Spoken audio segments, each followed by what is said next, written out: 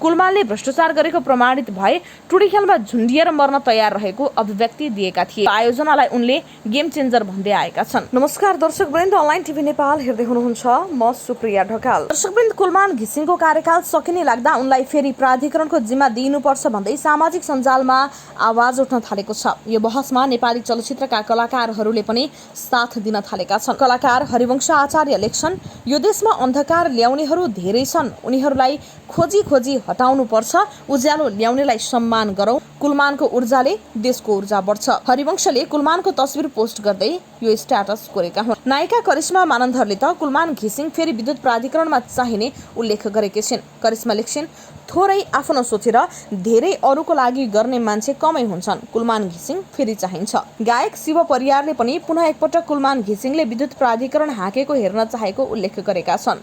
उनी लेख्छन्, म व्यक्तिगत रूपमा कुलमान घिसिङले पुनः एकपटक विद्युत प्राधिकरणको हाकिम हुनुपर्दछ भनेर नेपाल सरकारसँग एउटा नेपाली नागरिकको हैसियतमा जोरदार माग गर्दछु। अहिले मात्र होइन, सधैँभरि देशलाई उज्यालो चाहिएको छ। अब नेपाल सरकारको निर्णय कुरेको छु, हेरौँ। आशा छ उज्यालो प्रेमी हामी जस्ता तमाम नेपाली जनताको भावनाको नेपाल सरकारले सम्मान गर्नेछ। यस्तै नायिका वर्षा राउतले कुलमानको तस्बिर पोस्ट गर्दै कलाकार हरिवंश आचार्यको पोस्ट सेयर गर्दै कुलमानको समर्थन गरेकी छिन्। सामाजिक सञ्जालमा कुलमान फेरि विद्युत प्राधिकरणको कार्यकारी निर्देशक हुनुपर्छ भन्ने आवाज उठिरहेको समयमा सेलिब्रिटीले समेत यसमा समर्थन जनाउन थालेका छन्। कार्यकाल थपिएन भने अबको 20 दिनपछि नेपाल विद्युत प्राधिकरणबाट कुलमान घिसिङ बिदा हुनेछन्।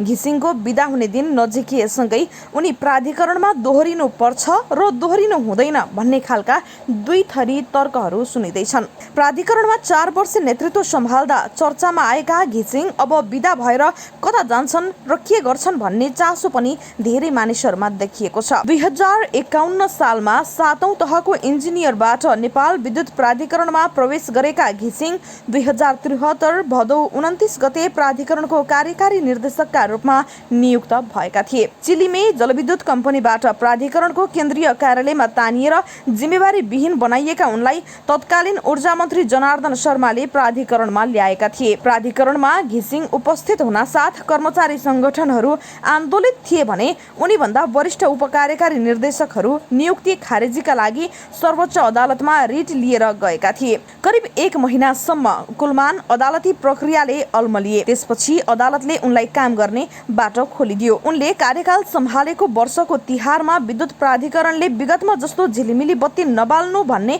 सूचना निकालेन।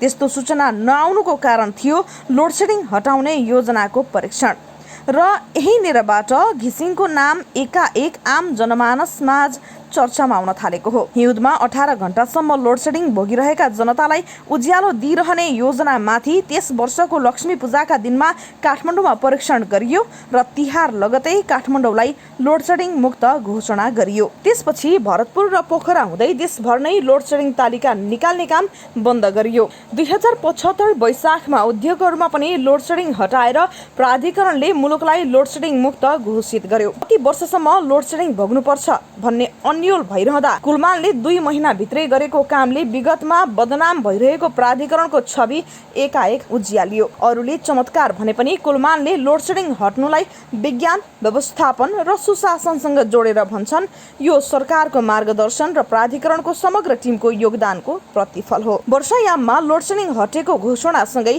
प्राधिकरण पूर्व अधिकारीले हिउँदमा खोलामा पानी सुकेपछि फेरि बल्झिने पूर्वानुमान गरेका थिए। तर कुलमानले त्यो चुनौती सधैँका लागि पार लगाइदिए। अब प्राधिकरणलाई लोडसेडिङ हटाइयो भनेर सन्तोष मानेर बस्ने अवस्था छैन। कुलमानले भन्छन्, हामीले पाएको एउटा सफलता नै अर्को सफलता प्राप्त गर्ने चुनौती हो। एउटा टाकुरो चढेर आनन्द मान्न सकिन्न, अझै धेरै अग्ला टाकुराहरू चढ्न बाँकी छ। कुलमानले नेतृत्व गरेको 4 वर्षमा प्राधिकरण व्यावसायिक रूपमा सफलता उन्मुख बन्यो। विद्युत उत्पादन बढाउने र चुहावट घटाउनेदेखि ग्राहकसम्म पहुँच बढाउने सम्मका काम यो अवधिमा विगतको भन्दा तीव्र गतिमा भयो। यसले गर्दा प्राधिकरणको अवस्था सुध्रियो भने प्रसारण लाइन विस्तार सहित सुशासन कायम गर्ने र संस्थालाई नाफामा लैजाने मामिलामा विद्युत प्राधिकरण अरू सार्वजनिक संस्थान भन्दा अब्बल देखियो। 4 वर्ष अघि प्राधिकरण सञ्चालन गर्न पनि खर्च जुटाउन नसकेर निरन्तरको घाटाले सञ्चित नोक्सानीमा भासिँदै थियो। आर्थिक वर्ष 2067-68 सम्मको सञ्चित घाटा करिब 27 अर्ब रुपैयाँ सरकारले बेहोरेको थियो। तर आर्थिक वर्ष 2072-73 सम्म आइपुग्दा सञ्चित यस्तो घाटा फेरि 34 अर्ब 61 करोड रुपैयाँ पुगेको थियो। आर्थिक वर्ष 2072-73 मा मात्र प्राधिकरणले 8 अर्ब 89 करोड रुपैयाँ खुद घाटा सहेको थियो। कुलमान नेतृत्वमा आएको वर्ष 2073-74 मा प्राधिकरणले 1 अर्ब 47 करोड रुपैयाँ खुद नाफा कमायो र त्यही घुम्तीबाट प्राधिकरण घाटाबाट नाफातर्फ मोडियो। आर्थिक वर्ष 2074-75 मा 2 अर्ब 85 करोड, आर्थिक वर्ष 2075-76 मा करिब 9 अर्ब 81 करोड मुनाफा कमाएको प्राधिकरणले आर्थिक वर्ष 2076-77 मा करिब 11 अर्ब रुपैयाँ खुद मुनाफा कमाउन सफल भयो। त्यसकै प्रतिफल स्वरूप 4 वर्षमा प्राधिकरणले ब्याज सहित 35 अर्ब रुपैयाँ सञ्चित घाटा भुक्तान गर्यो र 5 अर्ब सञ्चित नाफामा जम्मा गर्यो। घाटाको कलङ्क अन्त्य गरेर नाफाको युग सुरु गरेको प्राधिकरण विगतका वर्षमा सबैभन्दा बढी नाफा कमाउने सार्वजनिक संस्थान बन्यो। संस्था बलियो भएपछि अब प्राधिकरणलाई चाहिने विदेशी ऋणको जमानीमा सरकार बस्नै नपर्ने भएको छ। अब दाताहरूले ऋण दिन प्राधिकरणलाई नै विश्वास गर्न थालेका छन्। आफ्नै संस्थागत जमानीमा बहुपक्षीय वित्तीय संस्थाहरूबाट ऋण लिन सकिने अवस्था बनेको छ। दर्शकवृन्द, त्यतिबेला प्राधिकरण चरम नोक्सानीमा जानुको कारण चुहावट नियन्त्रणमा भएको कमजोरी पनि प्रमुख कारक थियो। प्राविधिक र गैर प्राविधिक कारणले आर्थिक वर्ष 2072-73 मा 25.78% विद्युत चुहावट थियो। तर आर्थिक वर्ष 2073-74 देखि चुहावट घटाउने अभियान सुरु गरियो, जसमार्फत पहिलो वर्ष चुहावट 22.9% मा झर्यो। दोस्रो वर्ष 2074-75 मा 20.45%, तेस्रो वर्ष 2075-76 मा 15.32%, चौथो वर्ष 2076-77 मा चुहावट 15.27% मा सीमित भयो। यसरी 4 वर्षमा करिब 11% को चुहावट कम हुँदा प्राधिकरणलाई वित्तीय रूपमा करिब 8 अर्ब रुपैयाँ फाइदा हुन पुग्यो। चुहावट घटाएर नाफातर्फ लम्किएको प्राधिकरणले विद्युत खपत बढाउन यो अवधिमा महत्त्वपूर्ण सफलता हात पार्यो। आर्थिक वर्ष 2072-73 मा वार्षिक विद्युत खपत 3 अर्ब 71 करोड 58 लाख युनिट थियो। यो खपत दर आर्थिक वर्ष 2071-72 भन्दा पनि त्यो वर्ष विद्युत उपयोग करिब 0.7% कम थियो। त्यतिबेला लोडसेडिङ हुने भएकाले एकजना व्यक्तिले वर्षमा औसत 131 युनिट मात्र विद्युत खपत गर्थ्यो। तर त्यस यता विद्युत खपत लगातार बढ्यो। अहिले एकजना व्यक्तिले 245 युनिट विद्युत खपत गरिरहेका छन्। तथ्याङ्क अनुसार 4 वर्षमा विद्युत उपयोग 80% ले बढेको छ। दर्शकवृन्द, विद्युत प्राधिकरणले प्रसारण लाइन मार्फत विद्युत सेवा पहुँच विस्तारमा पनि महत्त्वपूर्ण काम गरेको छ। 2072-73 मा ग्राहक संख्या 29,69,575 थियो। पछिल्लो 4 वर्षमा यो संख्या करिब 42% ले बढेको छ। आर्थिक वर्ष 2076-77 मा कुल ग्राहक संख्या 48 लाख पुगेको छ। 63% जनतामा ग्रिड मार्फत विद्युत सेवा पुगेको अवस्थामा प्राधिकरणमा घिसिङको प्रवेश भएको थियो। हाल त्यस्तो जनसङ्ख्या 86% पुगेको छ। 4 वर्षभित्र थप 23% जनसङ्ख्यामा राष्ट्रिय प्रसारण लाइन मार्फत बिजुली सेवा पुगेको छ। यसका लागि प्रसारण लाइन विस्तारको काम पनि तीव्र गतिमा भएको छ। 4 वर्ष अघिसम्म ग्रिड सबस्टेशनहरूका क्षमता करिब 2223 मेगावाट बराबर थियो। हाल यो क्षमता 4161 मेगावाट बराबर भएको छ। यो 4 वर्ष अगाडिको भन्दा करिब 87% ले बढी हो। 4 वर्ष अघि करिब 26,000 वितरण ट्रान्सफर्मर प्रणालीमा जडान भएका थिए, जसको कुल क्षमता करिब 2600 MVA थियो। हाल वितरण ट्रान्सफर्मरहरू करिब 35,000 पुगेका छन् भने जडित क्षमता करिब 3,500 MVA पुगेको छ। यो 4 वर्ष अघिको भन्दा करिब 36% ले बढी हो। 4 वर्ष अघि भारतबाट कटैया, कुसाहा, गण्डक रामनगर, लालपुर टनकपुर र ढल्केवर मुजफ्फरपुर प्रसारण लाइनबाट करिब 350 मेगावाट मात्रै विद्युत ल्याउन सकिने अवस्था थियो। अहिले कुसाहा कटैया दोस्रो सर्किट तयार भएको छ। रक्सोल परवानीपुर 132 केभी प्रसारण लाइन निर्माण बनेको छ। ढल्केवरमा 400-220 केभी सबस्टेशन निर्माण सम्पन्न गरी ढल्केवर मुजफ्फरपुर 400 केभी प्रसारण लाइन 400 केभीमा चार्ज हुने चरणमा पुगेको छ।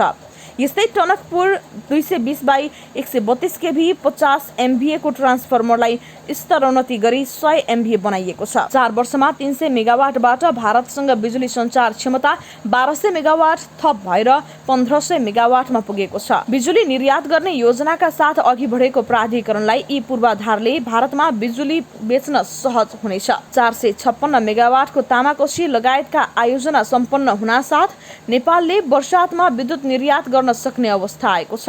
दर्शकवृन्द, 4 वर्ष अघि कुल खपत हुने मध्ये करिब 35% विद्युत भारतबाट आयात गर्नुपर्ने अवस्था थियो। तर विद्युत खपत 80%ले बढ्दा पनि अहिले उपलब्ध विद्युतमा आयातित विद्युतको हिस्सा 22% छ। यो वर्षबाट यो अंश 8 देखि 10% मात्र रहने अनुमान छ।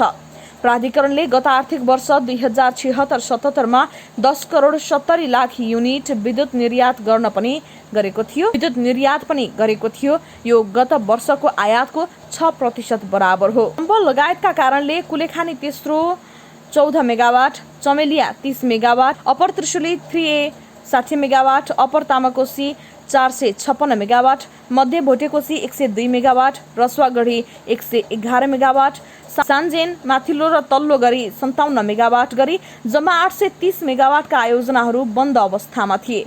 कुलेखानी तेस्रो, चमेलिया, माथिल्लो त्रिशुली 3A गरी जम्मा 104 मेगावाटका जलविद्युत आयोजनाहरू सञ्चालनमा आएका छन्। प्राधिकरणले यो 4 वर्षबीचमा काठमाडौँ लगायतका शहरी क्षेत्रका वितरण लाइनहरू व्यवस्थापनका लागि पनि काम सुरु गरेको छ। शहरी सौन्दर्यमा समेत असर गरिरहेका भद्रगोल तार भूमिगत गर्न थालनी गरिएको छ। बिजुलीको सहित फाइबर अप्टिकल तार केबल बिछ्याउन थालिएको छ। काठमाडौँ, ललितपुर र भक्तपुर शहरहरूमा तार भूमिगत गर्ने कार्य 4 वर्षभित्र सम्पन्न हुने भनिएको छ। देशका अन्य प्रमुख शहरहरूमा पनि तार भूमिगत गर्ने कार्य सुरु गर्ने तयारी भएको छ। कुलमानको कार्यकालमा काम अघि बढेका धेरै योजनाहरू छन् जो पूरा हुन बाँकी छन्। प्राधिकरणले अब विद्युत खपत बढाउन विभिन्न योजनाहरू ल्याएको छ। विद्युतीय गाडी, विद्युतीय चुल्हो, सिँचाइ, कृषिजन्य वस्तुको शीत भण्डारण, रासायनिक मल फ्याक्ट्री, डाटा सेन्टर, औद्योगिक क्षेत्रको विद्युतीकरणलाई प्राधिकरणले प्राथमिकतामा राखेर पूर्वाधार बनाइरहेको छ। देशभरमा 50 वटा चार्जिङ स्टेसन राख्ने प्रक्रिया अघि बढेको छ। दर्शकवृन्द, प्राधिकरणले छुट्टै डाटा सेन्टर स्थापना गरी हरेक सब स्टेसन र विद्युत गृहलाई स्वचालित रूपमा सञ्चालन गर्न सक्ने बनाउन लागेको छ। देशभरका ग्रिड एसेटको व्यवस्थापनका लागि एसेट म्यानेजमेन्ट सेन्टर स्थापना गर्न प्रक्रिया अघि बढेको छ। प्रणालीलाई अटोमेसन र संस्थालाई डिजिटाइजेसन गर्ने कार्यलाई उच्च प्राथमिकता दिने प्राधिकरणको नीति छ। प्राधिकरणमा 4 वर्ष अवधि पूरा गर्न लागेका घिसिङको कार्यकाल पूर्ण रूपमा विवाद मुक्त भने रहेन। काठमाडौँमा लोडसेडिङ हटेको घोषणा गरे लगतै उनी एलईडी बल्ब खरिदको विवादमा मुछिन पुगेका थिए।